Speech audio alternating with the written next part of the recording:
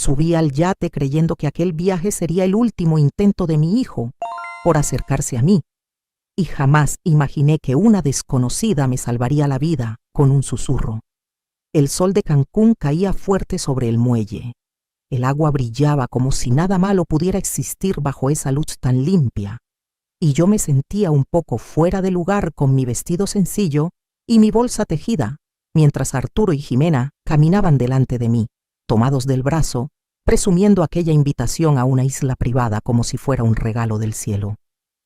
Me repetí que no debía desconfiar, que a veces los hijos también quieren consentir a su madre, que tal vez yo estaba exagerando con esas pequeñas sospechas que me habían acompañado los últimos meses. Apenas puse un pie en la cubierta blanca del yate cuando una joven tripulante se acercó a mí con una sonrisa profesional, de esas que se aprenden en los cursos de atención al cliente. Pero en cuanto estuvo lo suficientemente cerca, su expresión cambió. Me tomó la muñeca con fuerza, sus uñas se clavaron en mi piel y sentí su respiración acelerada junto a mi oído. Finge un infarto y exige regresar ahora mismo. Me quedé inmóvil. Pensé que era una broma de mal gusto, una exageración absurda. Estuve a punto de soltar una risa incómoda, pero cuando levanté la vista y vi sus ojos, ese miedo crudo, desesperado, supe que no estaba jugando. «Hazlo, por favor», me dijo casi sin mover los labios. Miré hacia donde estaban Arturo y Jimena. Ellos no parecían notar nada. Hablaban con el capitán y señalaban hacia el mar abierto, emocionados por zarpar. Sentí un frío que me recorrió la espalda a pesar del calor húmedo del Caribe. No entendía qué estaba pasando, pero algo dentro de mí, esa intuición que tantas veces ignoré por amor de madre, me gritó que obedeciera. Me llevé la mano al pecho y respiré hondo. Luego fingí que el aire ya no me alcanzaba. Me doblé un poco, dejé escapar un gemido bajo, sentí que las rodillas me temblaban, y por un segundo no supe si estaba actuando o si el dolor era real, nacido del miedo. Arturo fue el primero en acercarse. «Mamá, ¿qué te pasa?», me dijo, pero su voz no sonó alarmada, sonó tensa, como si algo no hubiera salido según lo previsto. Jimena se inclinó junto a mí y puso una mano sobre mi hombro, demasiado firme, demasiado calculada. «Debe ser el calor», dijo, «tal vez se mareó». No puedo respirar», murmuré, exagerando la dificultad. «Necesito bajar, por favor, no me siento bien». El capitán dudó unos segundos y miró hacia la costa que todavía estaba relativamente cerca y ordenó reducir la velocidad. La tripulante intervino con rapidez. «Creo que es mejor regresar al muelle, señor, por protocolo». Vi en el rostro de Jimena una sombra que no era preocupación, era molestia. Arturo miraba al horizonte como si buscara una salida invisible. Nadie discutió demasiado. El yate giró lentamente y regresó hacia el puerto. Yo seguí con la mano en el pecho, respirando con dificultad, sintiendo cómo cada segundo pesaba más que el anterior. Cuando finalmente tocamos tierra, un paramédico subió a bordo con una camilla, pero yo insistí en que podía caminar. La tripulante se ofreció a acompañarme hasta una pequeña sala médica dentro del puerto. Arturo quiso entrar, pero ella le explicó que primero debían evaluarme. Y Jimena apretó los labios y dijo que esperarían afuera. La puerta se cerró y el silencio cayó como una losa. Me senté en la camilla mientras el paramédico revisaba mi presión y decía que todo parecía estable. Yo asentí, todavía fingiendo debilidad. Cuando él salió para llenar un formulario, la joven sacó su teléfono con manos temblorosas. «Lo escuché antes de zarpar», me dijo en voz baja.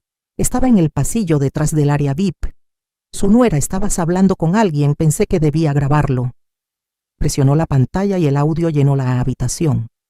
La voz de Jimena sonó clara, fría, diciendo que en la isla no habría doctores cerca, que una bebida bien preparada bastaría, que un infarto en alta mar sería creíble. Luego escuché otra voz, la de mi hijo, más baja, resignada, diciendo que ya no había otra salida, que necesitaban ese dinero y que el seguro resolvería todo. 1.000.000 de pesos, dijo Jimena en la grabación, y luego una risa corta. Sentí que el mundo se inclinaba. No era un mareo fingido, era un golpe directo al corazón. Arturo, el niño al que cargué en brazos, el que me llevaba flores el Día de las Madres, aunque fueran cortadas del jardín del vecino, estaba allí, aceptando mi muerte como si fuera una transacción. No lloré. Me quedé quieta, mirando el piso de azulejos blancos mientras la grabación terminaba. La joven apagó el teléfono y me observó con los ojos llenos de lágrimas. Mi papá murió en una lancha hace 4 años, me dijo. Dijeron que fue un accidente, que se resbaló, pero antes había cambiado su testamento, dejó todo a un primo que lo convenció. Yo escuché algo parecido hoy y no pude quedarme callada. Le tomé la mano. No sabía qué decir, que solo sentía una mezcla de vergüenza y rabia, como si el error hubiera sido mío por no haber visto las señales antes. Gracias, le dije al fin. Gracias por no mirar hacia otro lado. Respiré hondo, esta vez de verdad, y sentí que una parte de mí se quebraba para siempre. Recordé el día que enterré a mi esposo en Veracruz, la promesa silenciosa que hice frente a su tumba de cuidar a nuestro hijo, pase lo que pase. Pensé en mi tiendita de costura, en las mujeres del grupo de oración, en mi casa frente al mar que tanto trabajo nos costó pagar. No podía enfrentar a Arturo ahí mismo, no todavía. Si ellos habían planeado algo tan frío, necesitaba más que dolor para enfrentarlos, necesitaba pruebas, estrategia, paciencia. Voy a regresar a Veracruz hoy mismo, le dije a la tripulante, y voy a actuar como si no supiera nada. Ella asintió, o todavía temblando. Cuando salí de la sala médica, Arturo se levantó de inmediato. «Mamá, qué susto nos diste. Mejor cancelamos el viaje. Ya veremos después». Jimena fingió una sonrisa suave. «Lo importante es tu salud, suegra». Yo bajé la mirada y hablé con voz débil. «Perdónenme, hijos. No quise arruinarles el plan. A veces el corazón me falla. Ya saben cómo soy». En el taxi rumbo al aeropuerto miré el mar por la ventana y supe que algo había cambiado para siempre. No iba a morir en esa isla. No iba a ser una estadística más de una madre confiada. Si ellos habían decidido jugar con mi vida, no sabían que yo todavía tenía fuerzas para pelear, y esa pelea apenas estaba comenzando. El puerto de Veracruz todavía olía a sal y diésel, cuando regresé sola a casa. Y mientras el taxi avanzaba por el malecón, yo no podía dejar de mirar mis manos, como si fueran las manos de otra mujer. Me temblaban, no por el susto del supuesto infarto, sino por lo que había escuchado en esa grabación. Veía el mar y recordaba la voz de Jimena hablando de una bebida, de una isla privada, de una oportunidad perfecta lejos de la costa. Y lo peor no era su voz, era la de mi hijo, la de Arturo, tan tranquila, tan de acuerdo. Cuando abrí la puerta de mi casa, sentí ese silencio que antes me abrazaba y ahora me observaba. La sala seguía igual, la imagen del Sagrado Corazón colgada junto a la ventana, la máquina de coser cubierta con una tela blanca, las sandalias de casa al lado del sillón. Todo estaba en su lugar, menos mi paz. Me senté en la mesa de la cocina y apoyé la frente sobre las manos. Pensé en mi esposo, en Rogelio, en cómo siempre decía que el dinero no debía separar a la familia. 3 años llevaba sin él. 3 años creyendo que lo más difícil ya lo había vivido. Me equivoqué. Esa misma tarde llamé a la joven tripulante. Me había dado su número antes de irme del puerto, con la mirada todavía llena de miedo y determinación. Se llamaba Marisol. Contestó casi de inmediato. «Señora Beatriz, ¿está bien?», preguntó con voz baja. «Estoy viva, hija», le respondí, y al decirlo sentí un nudo en la garganta. «Gracias a ti». Hubo un silencio al otro lado, luego un suspiro. «No podía quedarme callada otra vez», dijo. «Mi papá murió en una excursión así, en una lancha privada. Dijeron que fue un accidente, que se cayó borracho. Pero antes de eso lo habían convencido de firmar unos papeles. Yo escuché conversaciones que nadie más quiso escuchar. Me contó que trabajaba en ese yate desde hacía 6 meses, que había aprendido a detectar miradas, tonos, silencios raros, que la noche anterior al viaje escuchó a Jimena hablando por teléfono en el muelle, mencionando pastillas, tiempo, mareo y la palabra seguro. Cuando la vi a usted tan tranquila, tan confiada, supe que no podía dejar que subiera sin advertirle, me dijo. Cerré los ojos mientras escuchaba. No era solo mi historia, era un patrón que se repetía. Gracias por no quedarte callada, le dije. Colgué y me quedé sentada mucho tiempo mirando el mantel floreado de la mesa. Después respiré hondo y me levanté. Si algo había aprendido en estos años de viudez, era que el dolor no se enfrenta acostada. Subí a mi cuarto y abrí el cajón donde guardaba los estados de cuenta. Siempre fui organizada. Rogelio se encargaba de la ferretería cuando vivía, pero yo llevaba las cuentas de la casa. No soy contadora, pero no soy tonta. Saqué las carpetas y las extendí sobre la cama. Empecé a revisar movimientos de los últimos meses. Al principio todo parecía normal. Pagos de luz, agua, materiales para la costura, pequeñas compras del mercado. Luego lo vi. Transferencias pequeñas, repetidas. Cantidades que no llamaban la atención, pero que juntas formaban una suma que me hizo tragar saliva. 5,000 pesos aquí, 8,000 allá, 10,000 un mes después. Mi corazón empezó a latir fuerte, no por actuación, sino de verdad. Busqué las fechas. Coincidían con los meses en que Arturo y Jimena se mudaron conmigo, cuando me dijeron que el restaurante había quebrado, que necesitaban un respiro, que solo sería temporal. Me apoyé en la pared para no caerme. No quería creerlo, pero seguí revisando. En otra carpeta encontré copia de mi póliza de seguro. La hoja del beneficiario tenía una anotación reciente.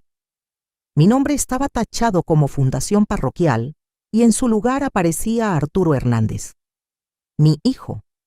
La firma al final del documento era la mía, o una versión que intentaba serlo. La inclinación era correcta, pero la presión del trazo no era igual. Yo conozco mi letra. Sentí que me faltaba el aire otra vez, pero esta vez no fingía. ¿Cómo pudieron hacer esto en mi propia casa?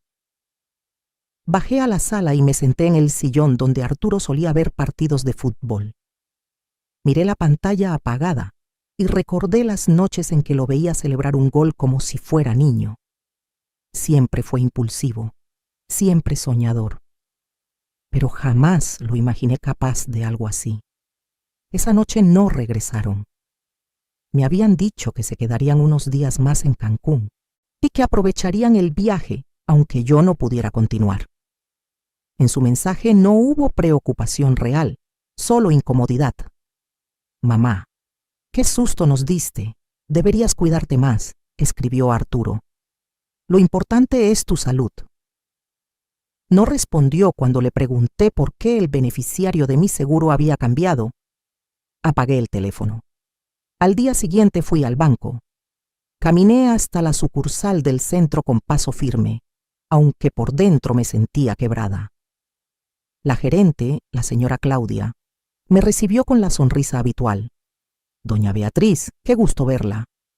Necesito revisar cada movimiento de mis cuentas de los últimos 8 meses, le dije. Mientras imprimía los reportes, sentí su mirada curiosa, pero no preguntó nada. Cuando tuve los papeles en mis manos, confirmé lo que ya sabía. El dinero había salido en horarios en que yo estaba en la iglesia o atendiendo clientas.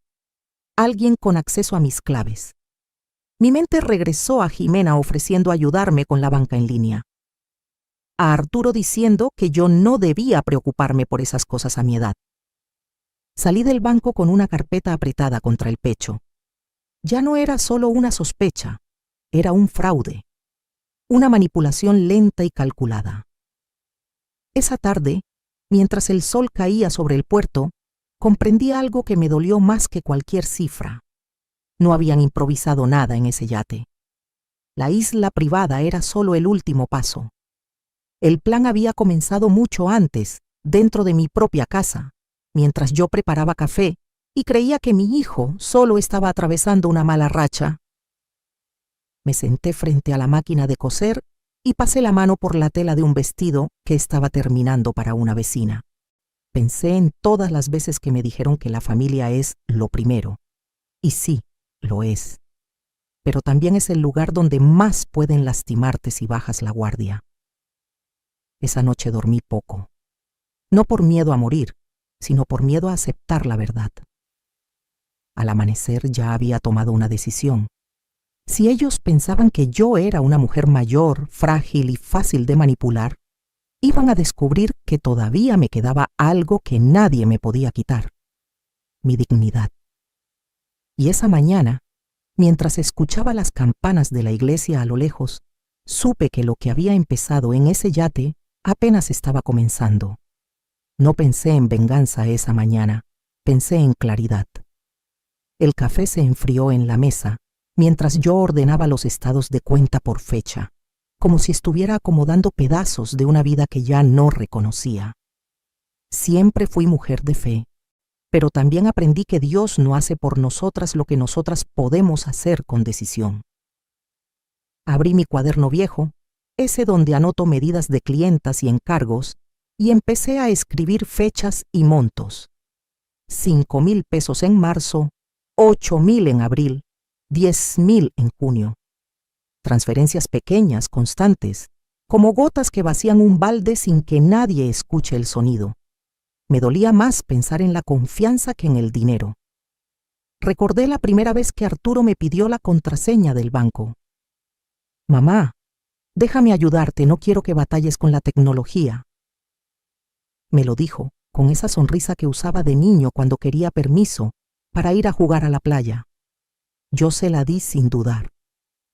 Esa misma tarde fui a la parroquia, no para rezar como siempre, sino para hablar con el padre Tomás. Él me conocía desde joven, había bautizado a Arturo, y yo había celebrado mi aniversario con Rogelio. «Padre, necesito un consejo que no sea solo espiritual», le dije cuando nos sentamos en la pequeña oficina detrás del altar. Me escuchó sin interrumpir mientras le contaba del yate, de la grabación, de las transferencias. Sus ojos se llenaron de tristeza, no de sorpresa. «No eres la primera, hija», murmuró. «En estos años he visto muchos casos de abuso dentro de la familia. La herencia y el seguro despiertan cosas que nadie quiere reconocer». Sentí un escalofrío. «¿Cree que debo denunciarlos ya?». El padre bajó la mirada un momento. «Creo que primero debes protegerte. Después vendrá la justicia». Salí de la iglesia con una calma distinta. No era paz, era determinación. Esa noche Arturo y Jimena regresaron a Veracruz. Me que escuché el coche estacionarse frente a la casa y mi cuerpo reaccionó como si volvieras a estar en el yate. Respiré profundo antes de abrir la puerta. Entraron con maletas y un silencio incómodo. «Mamá, qué gusto verte mejor», dijo Jimena, con esa voz suave que ya no me engañaba. «Me siento un poco cansada todavía», respondí, dejando que mi tono sonara frágil. Arturo me abrazó. Su cuerpo temblaba levemente. «Nos asustaste mucho, mamá». «Yo también me asusté, hijo», contesté, mirándolo a los ojos. A veces una se da cuenta de cosas que no quería ver. Él apartó la mirada primero. Cenamos en silencio. Jimena habló de la isla, de lo hermosa que era, de cómo habría sido perfecto que yo estuviera ahí. Cada palabra me parecía un eco vacío. En un momento, dejó caer algo que me hizo tensar los hombros. «Tal vez deberíamos hablar de reorganizar tus cosas. Ay, suegra, esa casa es grande. Las escaleras son peligrosas para alguien que ya tuvo un susto del corazón». «No tengo problema con las escaleras», respondí con suavidad. «Bueno, nadie es eterno», dijo ella casi riendo. «Hay que prever». «Prever». Esa palabra ya no sonaba a cuidado, sonaba a cálculo. Más tarde, cuando se fueron a su cuarto, escuché susurros detrás de la pared. No distinguí frases completas, pero sí palabras sueltas. Seguro, tiempo, oportunidad. Me acosté sin dormir. Miré el techo y comprendí que el peligro no había terminado en el puerto. Al día siguiente, fui a ver a una abogada que me recomendaron en la parroquia, la licenciada Sofía Méndez. Su oficina estaba en el centro, frente a una farmacia vieja. Le llevé copias de todo. Mientras revisaba los papeles, su expresión se volvió seria. Aquí hay falsificación de firma, doña Beatriz, y cambio ilegal de beneficiarios. Esto es fraude. Sentí que alguien por fin nombraba lo que yo apenas podía aceptar. ¿Y el intento de asesinato? Ella levantó la mirada. Si existe grabación, eso cambia todo, pero necesitamos protegerla antes de mover cualquier pieza. Me explicó que lo primero era congelar cuentas y notificar a la aseguradora. También me habló de actualizar mi testamento, de establecer cláusulas claras. ¿Quiere dejar todo igual que antes?, preguntó. Miré por la ventana un momento. Pensé en Arturo niño, en sus manos llenas de arena cuando corría hacia mí en la playa. No, respondí. Quiero que quede claro que nadie puede beneficiarse de mi muerte. Firmé documentos nuevos esa misma tarde. Cambié beneficiarios. Redacté un testamento distinto. Una parte para una beca de jóvenes de la parroquia. Es otra pequeña cantidad condicionada a que Arturo demostrara rehabilitación y responsabilidad en el futuro. No era castigo. Era límite. Regresé a casa con los papeles guardados en el bolso y el corazón latiendo fuerte. Esa noche, mientras cenábamos, Jimena me observaba con atención. «¿Fuiste al centro hoy, verdad?», preguntó. «Sí, a hacer unos trámites». «¿Qué tipo de trámites?». «Cosas de mujer organizada», respondí sonriendo. Su expresión cambió apenas un segundo. Arturo permanecía callado. Me levanté de la mesa fingiendo un ligero mareo. Apoyé la mano en la pared. «Creo que aún me siento débil», dije. Jimena se acercó rápido. «Hay que tener cuidado, suegra. Un resbalón puede ser fatal». La miré fijamente. Sí, puede serlo. Esa noche entendí algo más profundo que cualquier movimiento bancario. Ellos no sabían que yo sabía. Y esa ignorancia era mi única ventaja. Me senté en la sala con las luces apagadas, escuchando el mar a lo lejos, y por primera vez desde el yate sentí que el miedo se transformaba en algo distinto. No iba a huir de mi propia casa. Si querían jugar con mi vida como si fuera una cifra, iban a descubrir que todavía quedaba en mí una fuerza que no habían calculado. Y mientras el reloj marcaba la medianoche, supe que el siguiente paso debía ser más cuidadoso que cualquier puntada que hubiera dado en mi máquina de coser.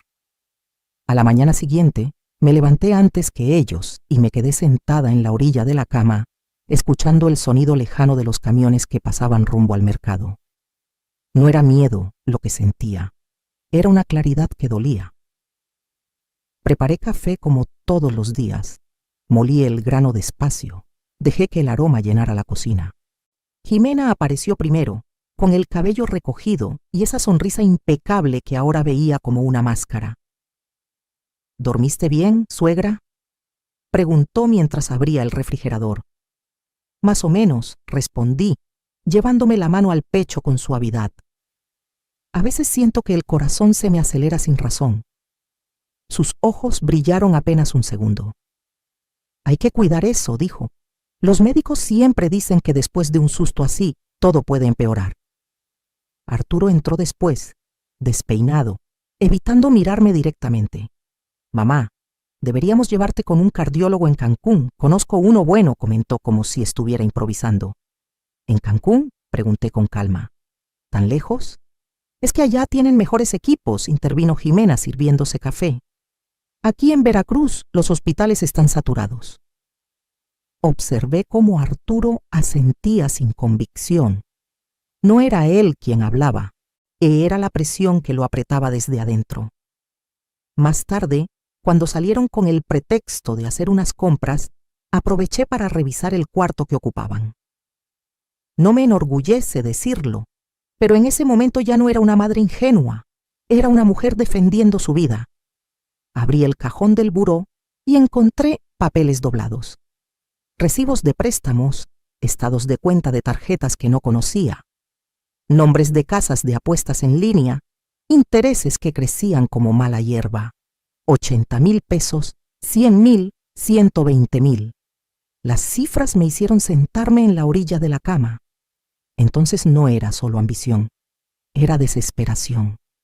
En el fondo del cajón había una libreta pequeña. La abrí y vi anotaciones de fechas y cantidades, junto con una palabra repetida varias veces: seguro. Sentí un frío recorrerme la espalda. De esa tarde llamé de nuevo a la licenciada Sofía. Le conté lo que había encontrado. Esto confirma el motivo, me dijo. Deudas fuertes, presión financiera. Pero eso no justifica un intento de homicidio. Necesito más pruebas, le respondí. No quiero suposiciones, quiero evidencia. Ella guardó silencio un momento. Entonces debemos documentar todo. ¿Estaría dispuesta a instalar cámaras en su casa? Miré alrededor, las paredes que habían visto crecer a mi hijo, el comedor donde celebramos cumpleaños y navidades. Sí, contesté, si eso es lo que se necesita. Al día siguiente, un técnico discreto llegó bajo el pretexto de revisar la instalación eléctrica. Colocó pequeños dispositivos en detectores de humo y en una esquina del pasillo. Me enseñó cómo usar una aplicación sencilla en el teléfono. Si presiona este botón, me envía alerta directa a la policía local que ya está informada, explicó. Asentí. Sentí que mi casa dejaba de ser refugio para convertirse en escenario. Esa noche fingí más debilidad que nunca. Bajé las escaleras lentamente, agarrándome del barandal. Me siento mareada otra vez, murmuré. Jimena se acercó con rapidez exagerada. Tal vez deberías tomar algo más fuerte para la presión, dijo. Yo puedo administrarlo. No, respondí con suavidad. Prefiero seguir lo que me recetó el doctor de aquí.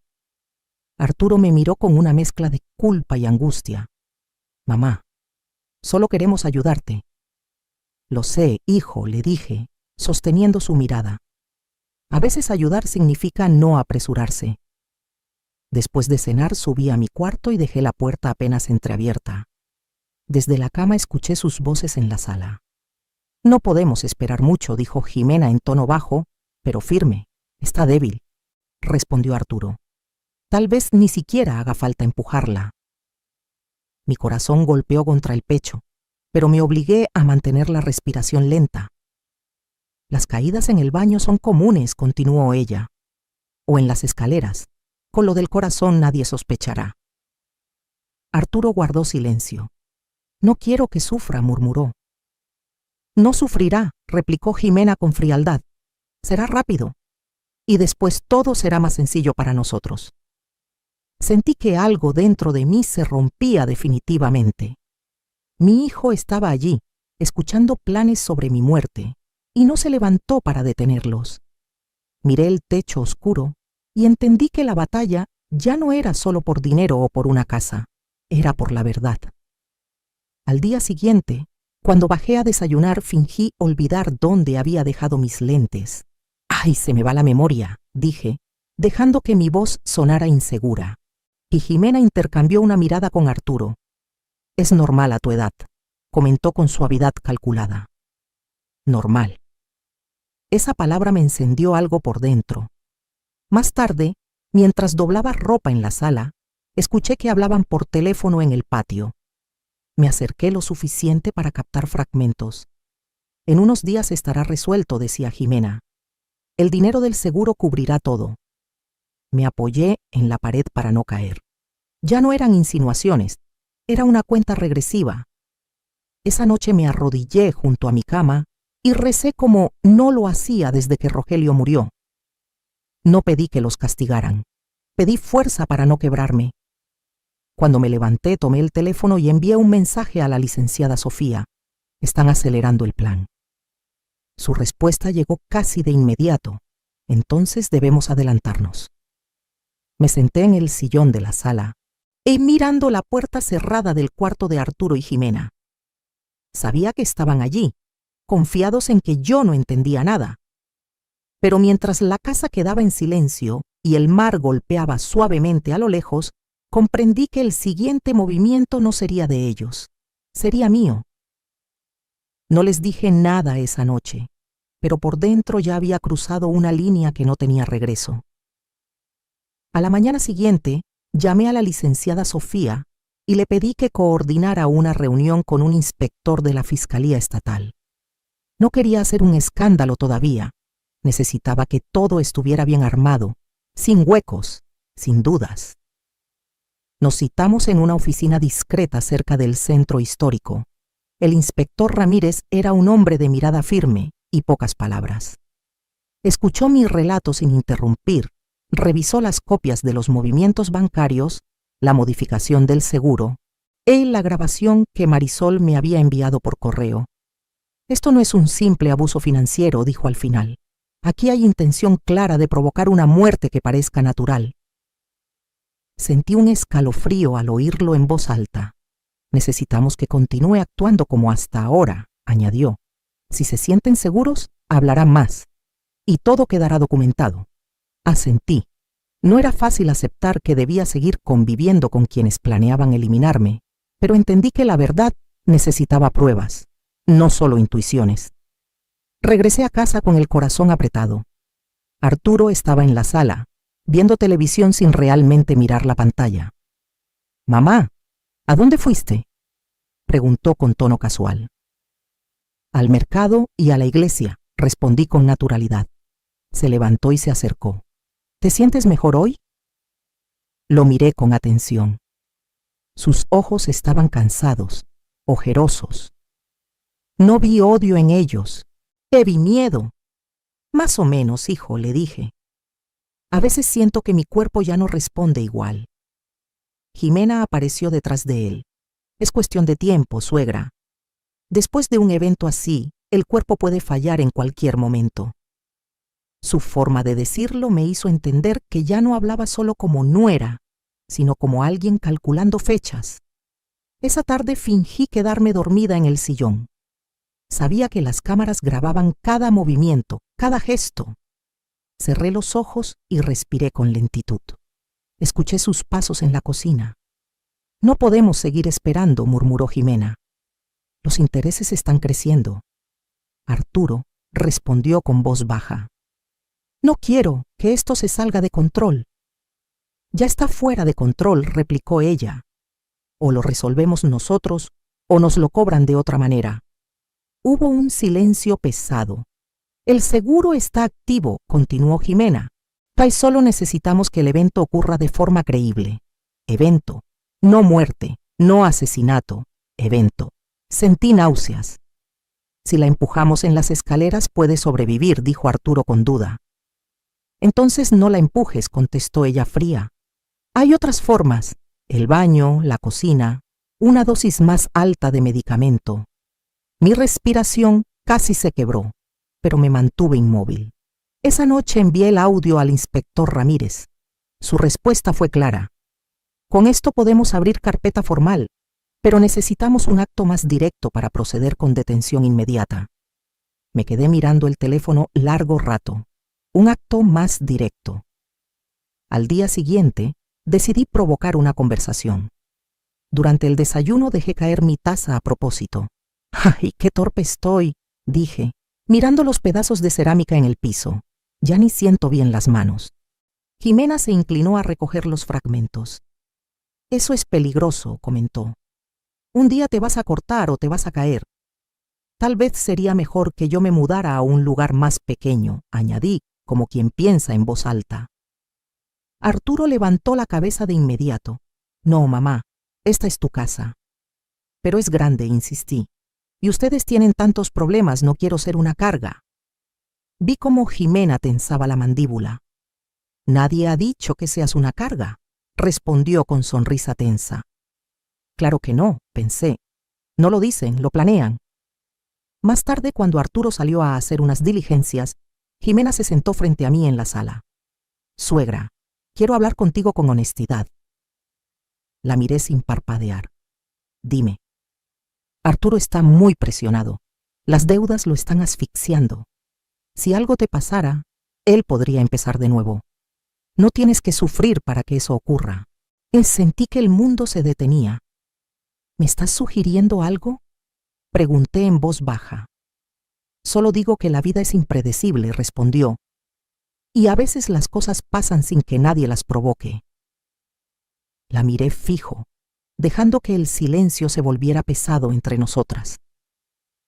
Yo todavía no me quiero morir, le dije despacio. Ella sostuvo mi mirada unos segundos y luego sonrió. Claro que no. Esa tarde, mientras doblaba unas telas en mi taller, sentí una fuerza nueva dentro de mí. No era rabia, era lucidez. Encendí el teléfono y revisé la aplicación de las cámaras. Todo estaba grabado, cada palabra, cada insinuación. Si querían un acto más directo, quizás lo tendrían, pero no de la forma que esperaban. Esa noche, antes de dormir, dejé mi puerta sin seguro y el botón de alerta bajo la almohada. Y mientras el viento del mar movía las cortinas con suavidad, yo supe que estábamos acercándonos al punto donde ya no habría marcha atrás. El silencio de la casa se volvió más espeso en los días siguientes, como si las paredes mismas estuvieran esperando algo. Yo también esperaba. Actuaba con cuidado, medía cada paso, cada palabra. Me levantaba más despacio, me llevaba la mano al pecho cuando subía las escaleras, dejaba que mi voz sonara frágil cuando hablaba de cansancio. No era mentira del todo. El peso emocional me agotaba de verdad, pero exageraba lo suficiente para alimentar sus planes. El inspector Ramírez me había dicho que no provocara nada, que solo observara, que si daban un paso definitivo, él estaría listo. Esa tarde fingí que me olvidaba de tomar mi medicamento para la presión.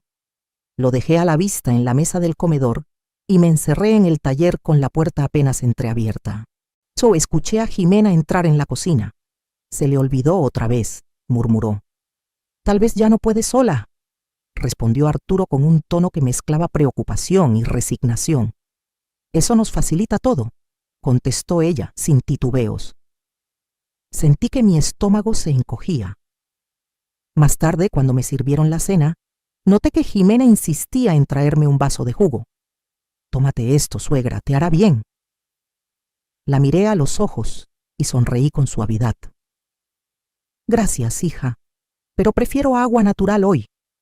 Vi cómo apretaba los labios apenas un segundo antes de asentir. Esa noche no hablaron en la sala. Se encerraron en su cuarto y bajaron la voz, pero las cámaras captaban lo suficiente. No podemos seguir fallando, decía Jimena. Si ella cambia el testamento, estamos perdidos. ¿Y si ya lo cambió?, preguntó Arturo con ansiedad. Entonces hay que actuar antes de que nos deje sin nada. Nada. Esa palabra me golpeó más que cualquier amenaza directa. Yo no era su madre en ese momento, era un obstáculo. Al día siguiente, decidí dar un paso más arriesgado. Llamé a Arturo al taller y le pedí que se sentara conmigo. Hijo, necesito hablar contigo, le dije, mientras acomodaba una tela en la mesa. Se sentó frente a mí, inquieto. He estado pensando en vender la casa, continué, dejando caer la frase como si me costara pronunciarla. Es muy grande para mí. Su rostro cambió de inmediato. ¿Venderla? ¿Por qué? Porque me siento insegura, respondí. Tal vez un departamento pequeño sería mejor. Arturo tragó saliva. No tienes que hacer eso, mamá. Tal vez sí. Y también estoy considerando modificar mi herencia, añadí con calma. Lo vi tensarse. ¿Modificarla cómo? Aún no lo sé, hijo. Pero quiero que las cosas estén claras antes de que me pase algo. Se levantó de golpe. No hables así. Entonces dime la verdad, respondí mirándolo fijo. ¿Hay algo que deba saber? Sus ojos se llenaron de lágrimas, pero no respondió. Esa noche escuché una discusión fuerte en su cuarto. Estás dudando, le reclamaba Jimena.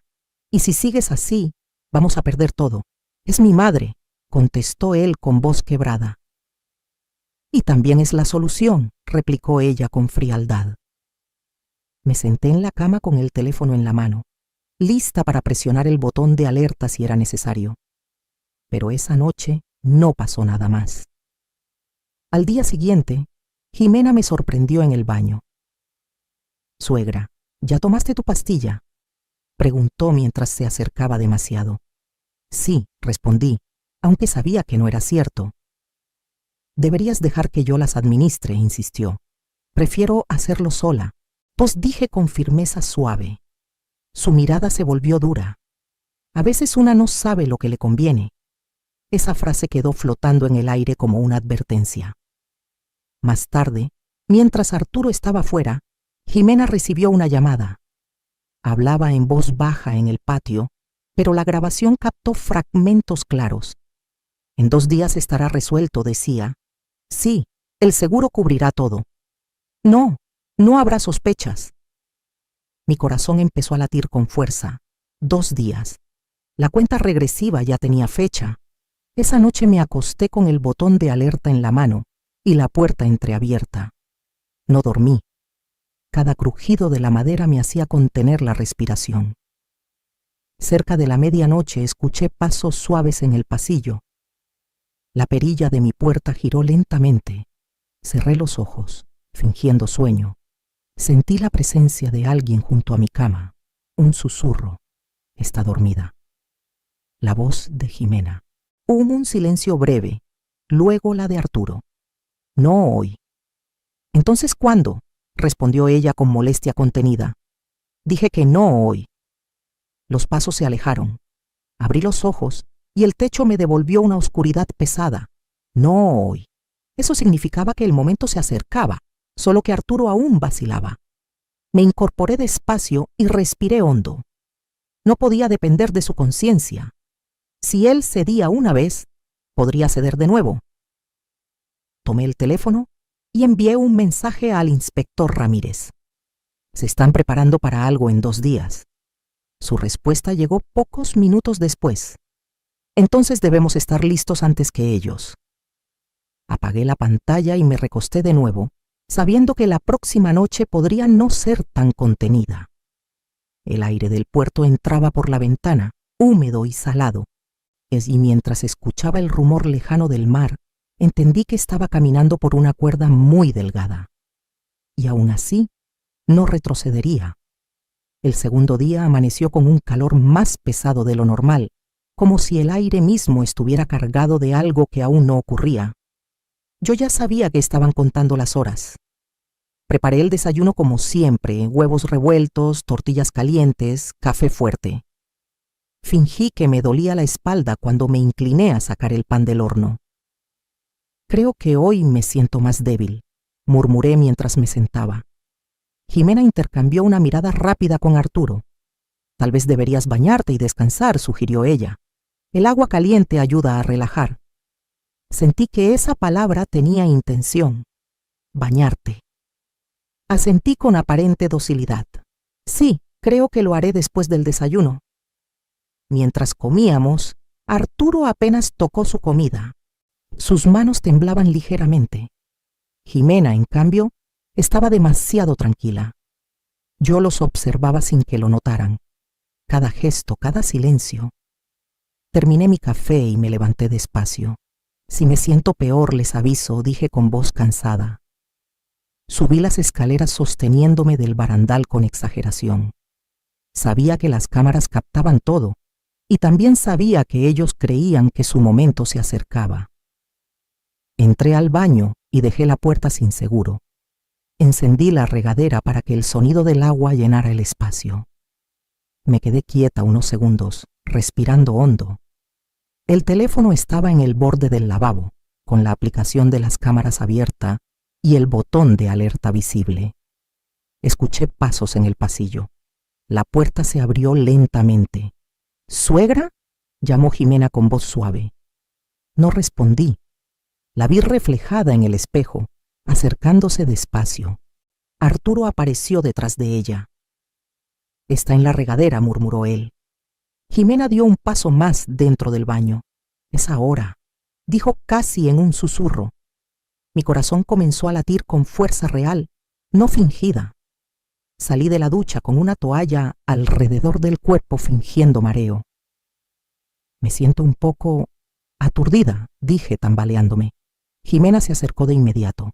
Déjame ayudarte. Sentí su mano en mi brazo. No era una caricia, era una presión. Arturo, ayúdame, pidió ella. Él dio un paso adelante, pero su mirada era un torbellino de miedo. No hagas esto, murmuró. Ya es tarde, respondió Jimena. En ese instante sentí un empujón. No fue fuerte, pero fue suficiente para que mi cuerpo perdiera el equilibrio sobre el piso mojado.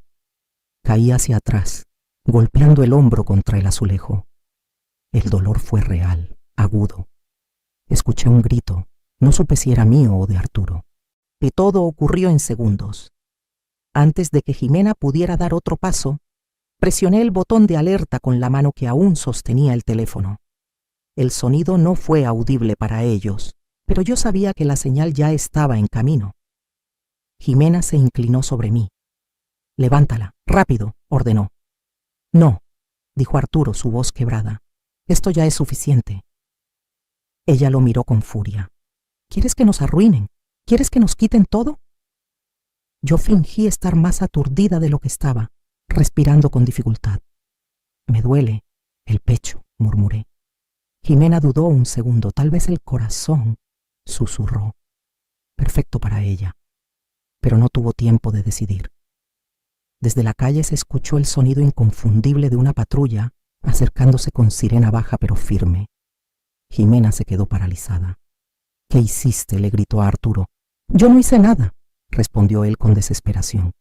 Los golpes en la puerta principal retumbaron por toda la casa. Policía de Veracruz, abran la puerta. El rostro de Jimena perdió color. Intentó levantarse y correr hacia la salida del baño, pero Arturo la sostuvo del brazo. Ya basta, dijo él, casi llorando. Los pasos subieron las escaleras con rapidez. En cuestión de segundos el baño se llenó de uniformes. Soltó el brazo de la señora, ordenó uno de los agentes. Jimena retrocedió intentando sonreír. Fue un accidente, resbaló. Yo seguía en el suelo, respirando con dificultad real ahora, el hombro ardiendo. El inspector Ramírez apareció detrás de los oficiales. Sus ojos recorrieron la escena, luego se fijaron en mí. ¿Está bien? Asentí con esfuerzo. Lo intentaron, dije apenas audible. Jimena abrió la boca para protestar, pero uno de los agentes ya le estaba colocando las esposas. Arturo se dejó caer contra la pared, cubriéndose el rostro con las manos. No quería que llegara a esto, repetía.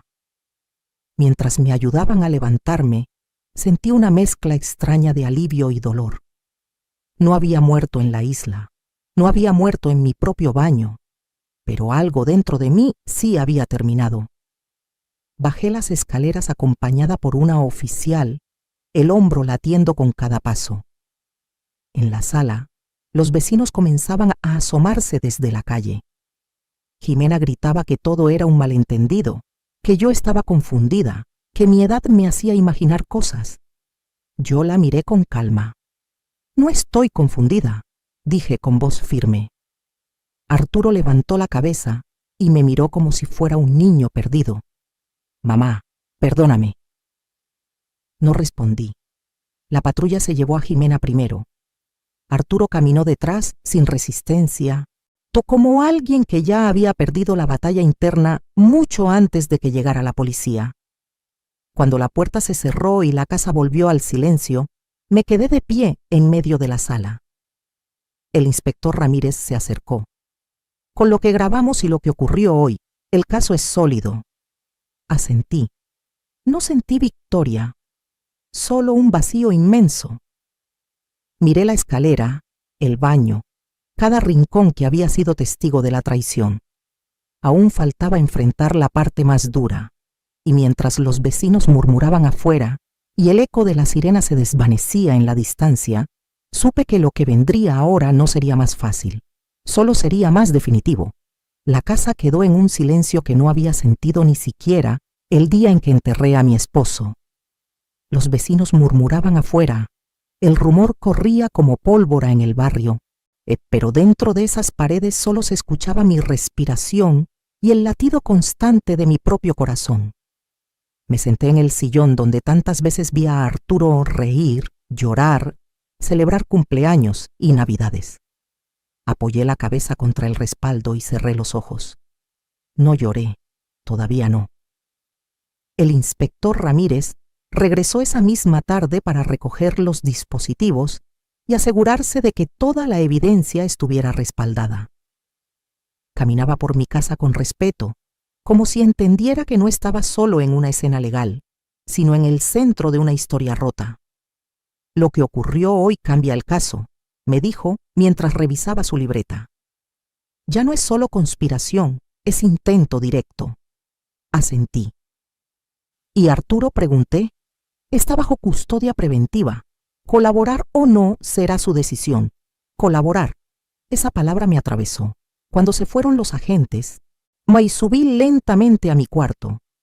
El hombro me dolía, pero más me dolía recordar la mano de mi propio hijo sosteniendo el brazo de su esposa mientras ella me empujaba. Me miré en el espejo. No vi a una víctima. Vi a una mujer que había sobrevivido 2 veces en menos de un mes. Esa noche no pude dormir.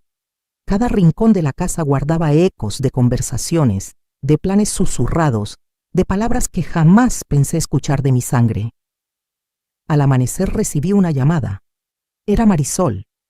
Señora Beatriz, supe lo que pasó. ¿Está bien? Estoy viva, le respondí, y esta vez mi voz tembló. Gracias a que me advertiste aquel día. Hubo un silencio al otro lado. A veces una advertencia cambia todo, dijo. Después de colgar, caminé hasta el taller de costura. Toqué la máquina con los dedos, como si necesitara recordar quién era antes de todo esto. A media mañana me llamaron de la fiscalía para informarme que Jimena había declarado que yo sufría problemas de memoria, que confundía accidentes con agresiones. No me sorprendió. Ya tenían preparados informes médicos falsos sobre mi supuesto deterioro cognitivo. El inspector me explicó que eso formaba parte de la estrategia para declararme incompetente y tomar control total de mis bienes. Sentí un frío profundo al entender hasta dónde estaban dispuestos a llegar. Fui citada para rendir declaración formal. En la sala de la fiscalía conté cada detalle, desde el yate hasta el baño. Entregué copias de los documentos modificados, las grabaciones, los movimientos bancarios. Mientras hablaba, me escuché a mí misma con una claridad que no sabía que tenía. No soy una mujer confundida, dije con firmeza, y soy una madre que escuchó a su hijo aceptar su muerte. El funcionario levantó la vista al oír eso. Más tarde me informaron que también investigarían antecedentes de Jimena en otro estado. Existían reportes antiguos relacionados con la muerte sospechosa de un exesposo. Nada era casualidad. Regresé a casa entrada la tarde. El sol se reflejaba sobre el mar y por un momento sentí una paz amarga. Arturo pidió verme al día siguiente en presencia de su abogado. Acepté. Cuando entró a la sala de visitas parecía más pequeño. Sus ojos estaban enrojecidos. Mamá, lo siento, comenzó sin preámbulos. No respondí de inmediato. ¿En qué momento decidiste que yo valía menos que tus deudas?, pregunté al fin. Se llevó las manos al rostro. No quería matarte. Pensé que solo sería algo rápido. Jimena decía que no sufrirías. La palabra rápido me hizo apretar los puños. Sabías que había un plan en la isla, le dije. Y aún así subiste conmigo al yate. Bajó la cabeza. Tenía miedo, murmuró. Me amenazaron. Debía mucho dinero. El miedo no te obligó a falsificar mi firma, respondí con voz firme. El miedo no te obligó a escuchar cómo planeaban empujarme en el baño. El silencio entre nosotros fue pesado. Te amo, mamá, dijo con desesperación. El amor no se demuestra deseando que tu madre muera, contesté. Salí de esa sala con el corazón partido, pero también con una certeza nueva. Ya no podía seguir viendo a mi hijo como el niño que corría en la playa. El proceso legal avanzó rápido. Con las grabaciones del yate y de la casa, Con el intento directo en el baño, la acusación era contundente. Jimena negó todo al principio, luego intentó culpar a Arturo. Después habló de accidente, pero los audios no mentían. Los días siguientes fueron una mezcla de trámites, declaraciones y miradas curiosas de vecinos. Algunas mujeres se acercaban con discreción. Doña Beatriz, yo también he sentido cosas raras en mi casa, me dijo una vecina un día. La escuché en silencio, entendiendo que mi historia no era un caso aislado. Una tarde me senté en el malecón mirando el horizonte. El viento movía mi cabello y sentí por primera vez que el miedo se había transformado en algo distinto. No era rencor, era límite. Sabía que el juicio sería público, que mi nombre y el de mi hijo sonarían en el tribunal de Veracruz. Sabía que el drama familiar ya no era un secreto, pero también sabía que la verdad había salido a la luz. Miré el mar y recordé el momento exacto en que la tripulante me tomó del brazo en el yate. Y si hubiera ignorado ese susurro, hoy estaría bajo tierra y ellos estarían planeando cómo repartir mi herencia. Respiré hondo. El juicio estaba por comenzar, y con él vendría una exposición que ninguna madre desea. Sin embargo, comprendí que lo más doloroso ya había ocurrido dentro de mi propia casa. Lo que faltaba ahora era enfrentar la justicia sin temblar. El edificio del juzgado estatal se alzaba frente a mí como algo frío y ajeno, y aún así sabía que debía entrar con la cabeza en alto. El calor de Veracruz no perdonaba, pero yo sentía un frío distinto en el pecho. No era miedo a declarar, era el peso de saber que mi propio hijo estaba del otro lado de esa sala. La prensa local estaba fuera, cámaras pequeñas, reporteros murmurando mi nombre. Nunca imaginé que mi historia se convertiría en noticia. Caminé despacio y sosteniendo mi bolso con firmeza. Dentro, el aire acondicionado me hizo estremecer. La sala era más pequeña de lo que pensé, pero el ambiente estaba cargado de tensión. Jimena estaba sentada junto a su abogado, el rostro inexpresivo, como si todo fuera un trámite más. Arturo estaba unos asientos más atrás, cabizbajo. Cuando nuestras miradas se cruzaron, vi en él algo que no supe identificar del todo. No era desafío, era derrota. La audiencia comenzó con formalidades que apenas escuché. Mi mente se concentraba en mantener la respiración estable. La fiscalía presentó primero las grabaciones del yate. El audio llenó la sala con la voz de Jimena hablando de pastillas, de tiempo, de infarto natural. Mi nombre se escuchaba como si fuera una cifra más en una operación. Luego sonó la voz de Arturo. Sí, es lo mejor, decía en ese archivo. Sentí que algo se me apretaba en la garganta, pero no lloré. Después presentaron las grabaciones de mi casa. La conversación en el baño, el empujón, el momento exacto en que yo decía que me dolía el pecho. El abogado de Jimena intentó argumentar que todo había sido un accidente, que mi edad me hacía vulnerable a malentendidos. Entonces me llamaron a declarar. Caminé hasta el estrado con pasos firmes. Juré decir la verdad y miré directamente al juez. Conté todo desde el principio. El viaje a la isla privada, la advertencia de la tripulante, la grabación, las transferencias pequeñas que sumaban grandes cantidades, la modificación del beneficiario del seguro. No levanté la voz. No insulté a nadie. Solo relaté hechos. Mi hijo sabía que el plan existía, dije con calma. Y aún así, me tomó del brazo para subir al yate. Pero el abogado de la defensa intentó desestabilizarme. ¿No cree usted que su miedo la hizo interpretar cosas que no eran? Lo miré con serenidad. No confundí un empujón en un piso mojado con una caricia. Hubo un murmullo en la sala. También presentaron los documentos médicos falsificados que intentaban demostrar que yo sufría deterioro cognitivo. Escuchar que alguien había tratado de declararme incompetente me hizo sentir una mezcla de indignación y tristeza. Nunca olvidé pagar la luz ni la colegiatura de mi hijo, dije. pero de pronto querían convencer al mundo de que olvidaba quién era. La fiscalía mostró los movimientos bancarios, las firmas alteradas, las deudas acumuladas por Arturo en apuestas deportivas y préstamos informales. Cada cifra era un golpe seco. Cuando le dieron la palabra a Arturo, la sala quedó en silencio. Él se levantó con dificultad. No planeé todo, dijo, pero sabía qué estaba pasando. Su voz se quebró. Tenía miedo. Debía mucho dinero. Pensé que si ocurría algo natural nadie sufriría demasiado. Natural. La palabra volvió a sonar como una burla. El juez lo observó con atención. El amor no exime responsabilidad, dijo con firmeza. Jimena mantuvo su postura rígida hasta que mencionaron un expediente antiguo relacionado con la muerte sospechosa de su anterior pareja en otro estado. Su expresión cambió apenas un segundo. No fue un caso aislado, argumentó la fiscalía. Existe un patrón de manipulación financiera y beneficio posterior. Yo escuchaba todo con una calma que me sorprendía. No sentía deseo de venganza, sentía claridad. Después de horas de testimonios y pruebas, la audiencia se suspendió para deliberación. Salí al pasillo y me senté en una banca de madera. Varias mujeres mayores se acercaron a saludarme con discreción. «Es valiente lo que está haciendo», me dijo una de ellas.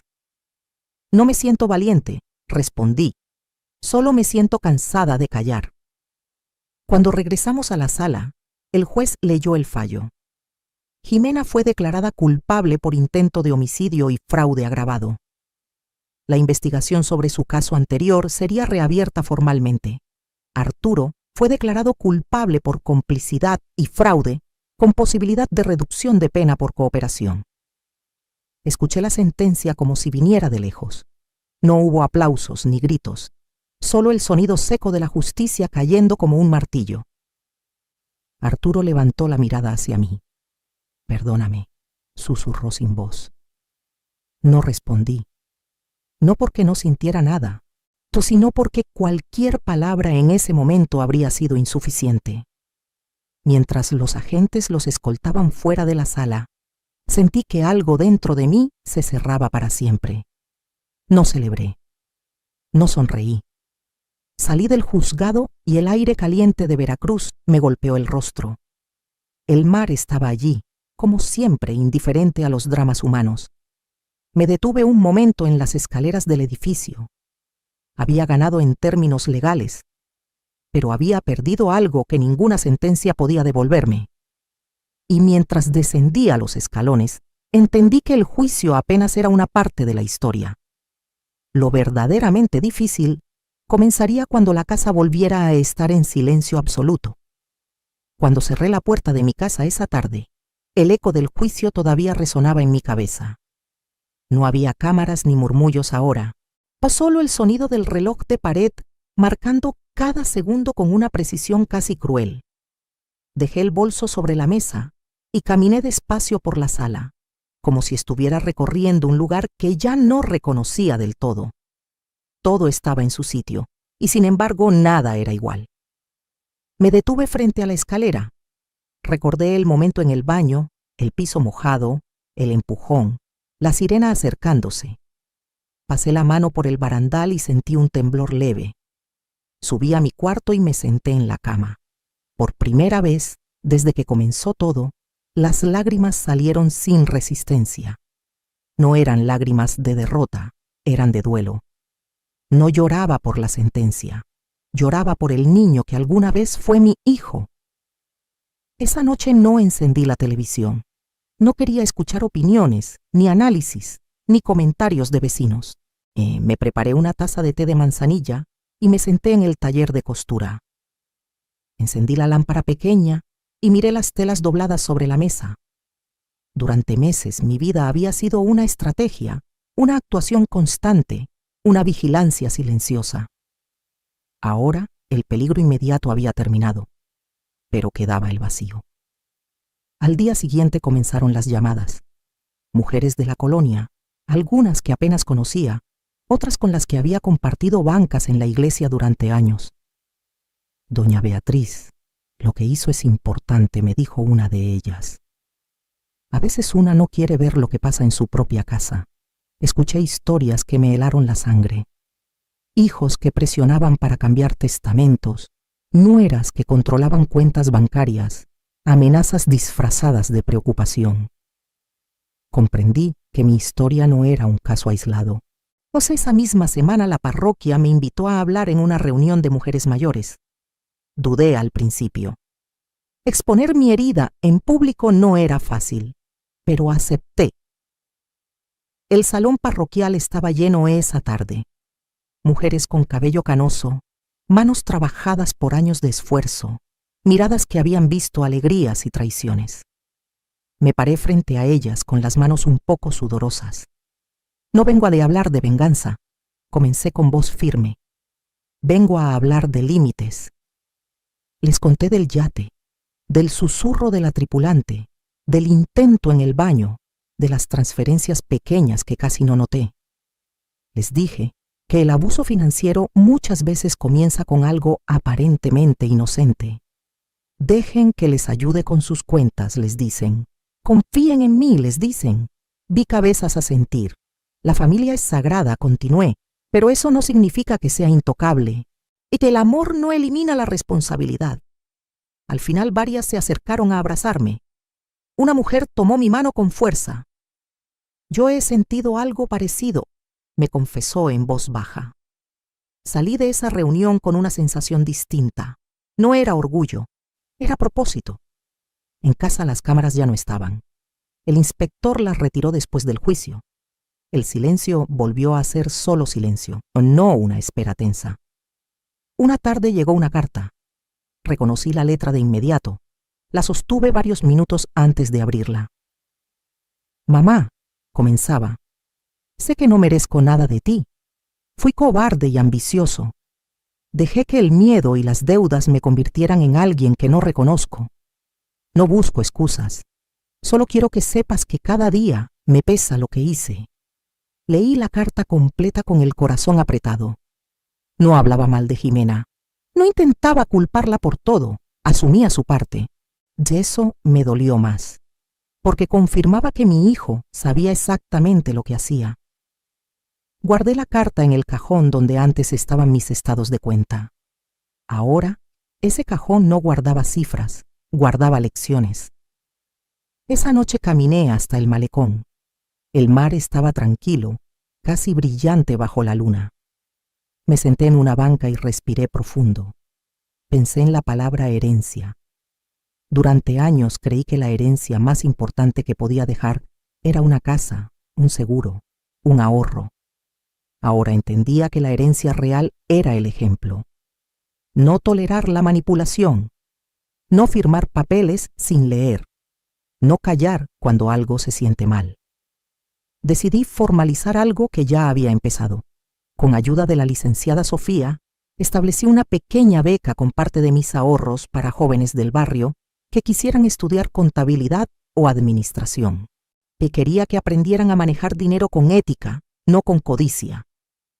También dejé claro en mi Nuevo Testamento que cualquier beneficio futuro para Arturo dependería de su rehabilitación y de demostrar responsabilidad real.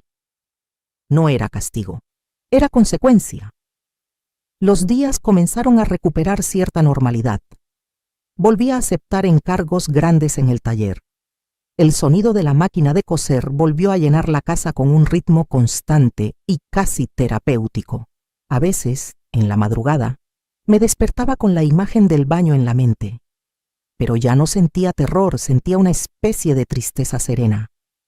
Había sobrevivido, no por fuerza física, sino por decisión. Un domingo después de misa, el padre Tomás me tomó del brazo. «Has transformado una tragedia en enseñanza», me dijo. No sé si la transformé, respondí. Solo decidí no dejar que me destruyera. Al volver a casa esa tarde, abrí el cajón y saqué la carta de Arturo una vez más. La leí despacio, dejando que cada palabra hiciera eco. Sabía que tarde o temprano tendría que decidir si ir a verlo. No para absolverlo, sino para cerrar mi propio círculo. Miré por la ventana hacia el mar que se veía a lo lejos, azul y eterno. Entendí que la justicia ya había hablado en los tribunales. Lo que faltaba ahora era enfrentar el perdón, y eso sería una batalla diferente.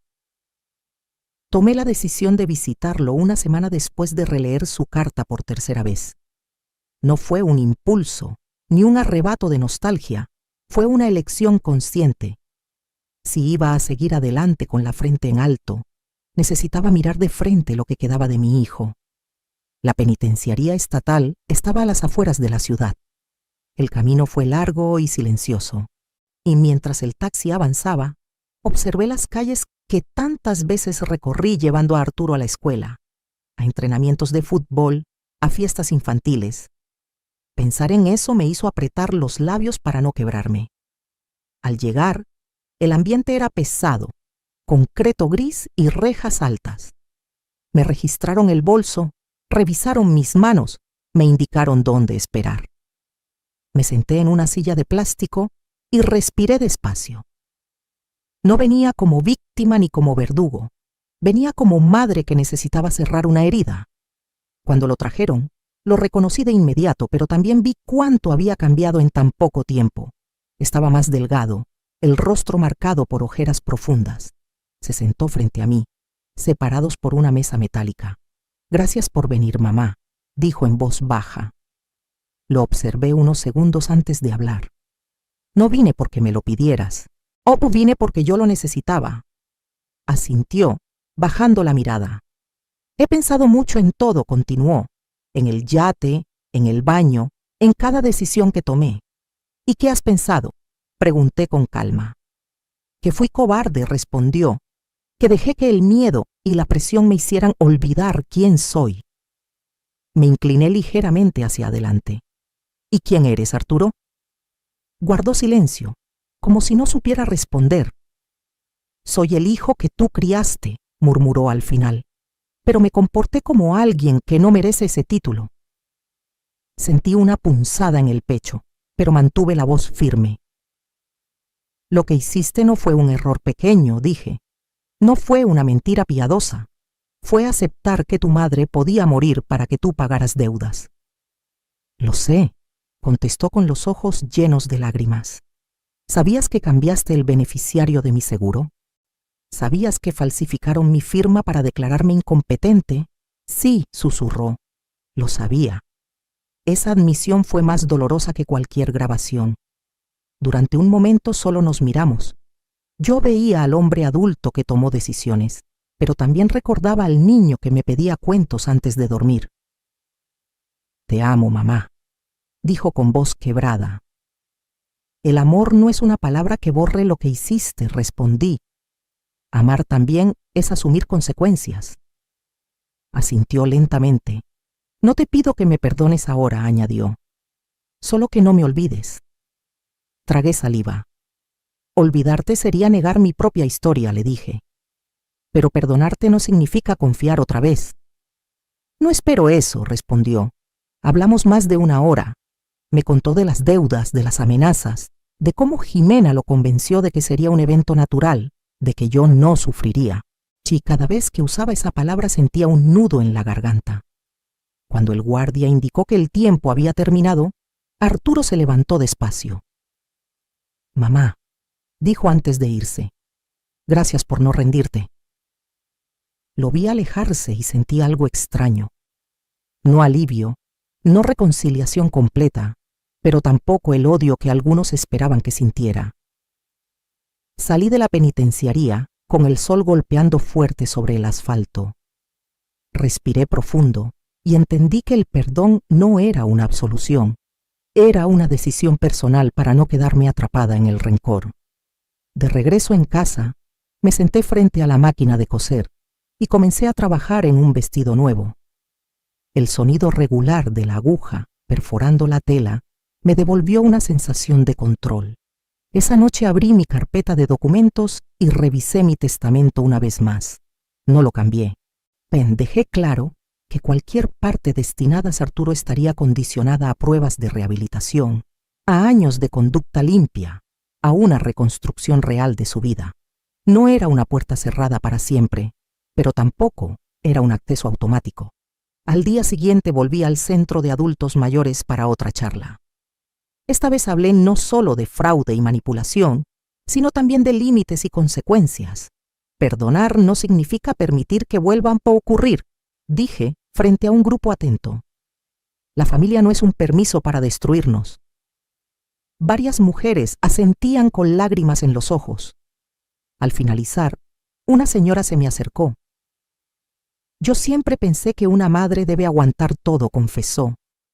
No, respondí con suavidad. Una madre debe amar, pero también debe protegerse. Esa frase se quedó conmigo todo el día. Esa noche, mientras miraba el mar desde la ventana, comprendí que mi historia no terminaba en un tribunal ni en una celda. Terminaba en mi capacidad de reconstruirme sin perder la dignidad. El perdón, si llegaba, sería un proceso largo, pero los límites ya estaban puestos. Y mientras el viento del puerto movía las cortinas con suavidad, supe que el último capítulo no trataría de lo que me hicieron, sino de lo que yo elegí hacer después. El mar amaneció en calma esa mañana, como si nada extraordinario hubiera ocurrido en los últimos meses. Abrí las ventanas temprano y dejé que el aire salado entrara a la casa. Había aprendido a escuchar el sonido de las olas no como un recuerdo del peligro, sino como una confirmación de que seguía viva. Me serví café y me senté en la mesa donde antes revisaba estados de cuenta con miedo. Ahora los revisaba con serenidad. Las cuentas estaban en orden, el testamento actualizado, los documentos protegidos. Pero más que los papeles, lo que estaba en orden era mi conciencia. El taller volvió a llenarse de clientas habituales. Mujeres que venían por ajustes, por vestidos para nietas, por pláticas que a veces duraban más que las costuras. Me di cuenta de que muchas no buscaban solo un dobladillo perfecto, buscaban ser escuchadas. Una tarde, mientras acomodaba unas telas, doña Elvira me dijo que después de escuchar mi historia, decidió revisar su herencia con un abogado. No quiero que mis hijos peleen ni que nadie se aproveche de mí, confesó. La abracé. Eso es todo lo que deseo que aprendan de lo que viví, le respondí. Que el amor no significa cerrar los ojos. Comencé a recibir invitaciones de otros barrios para dar pequeñas charlas. No me consideraba experta en leyes, pero sí en intuición.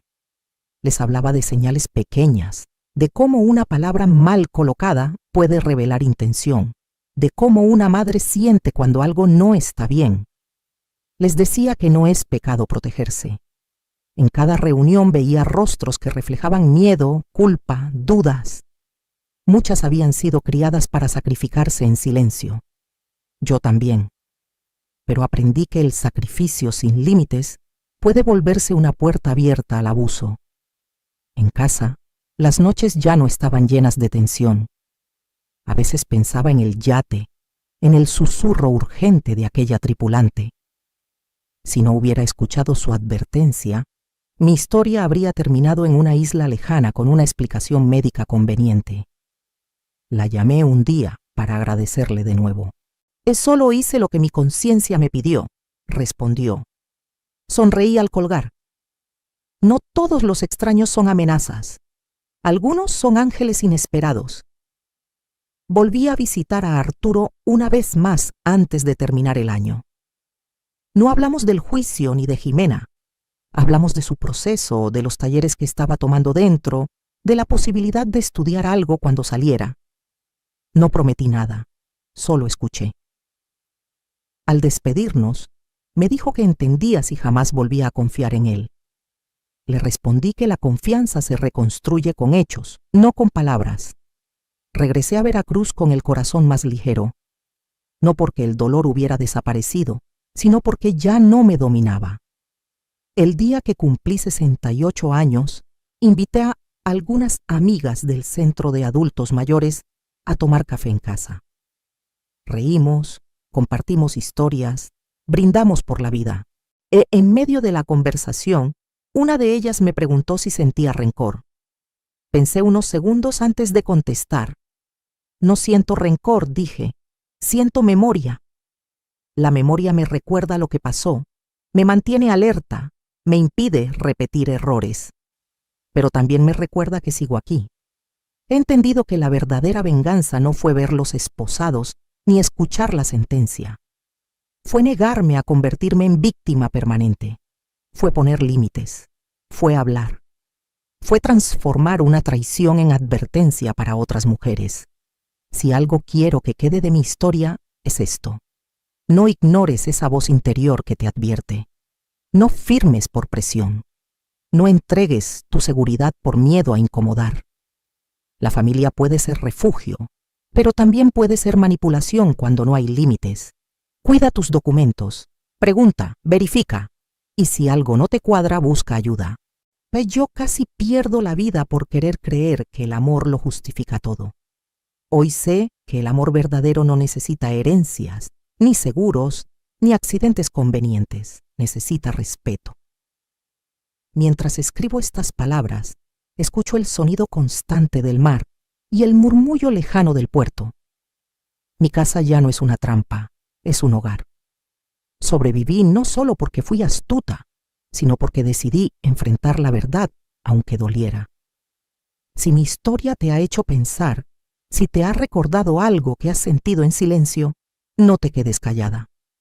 Compártela con alguien que necesite abrir los ojos. Y cuéntame, ¿alguna vez tu intuición te salvó de algo que parecía imposible de creer? A veces hablar puede salvar una vida, incluso la tuya. Yo estoy aquí para contarlo, pues descargo de responsabilidad disclaimer. Este video ha sido creado únicamente con fines informativos, educativos y de entretenimiento. Aunque nos esforzamos por garantizar que la información presentada sea reflexiva y bien investigada, el contenido se basa en fuentes públicas que incluyen, entre otros, artículos, comentarios en redes sociales, foros públicos, análisis editoriales y testimonios generados por usuarios. No garantizamos la exactitud absoluta, ni pretendemos ofrecer información oficial, definitiva o exhaustiva. Este video no constituye asesoramiento profesional de ningún tipo y se recomienda encarecidamente a los espectadores que verifiquen los hechos por sí mismos y consulten fuentes fiables al formarse una opinión o tomar decisiones. Este contenido no tiene la intención de desacreditar, difamar o dañar a ninguna persona, grupo, entidad o nación. Por el contrario, su objetivo es presentar diversas perspectivas, crear conciencia y fomentar un diálogo respetuoso y una reflexión más profunda sobre el mundo que nos rodea. Te invitamos a abordar todo el contenido con pensamiento crítico y mente abierta. Gracias por ver nuestros videos y por ser una parte valiosa de nuestra comunidad. El equipo de Plato Frío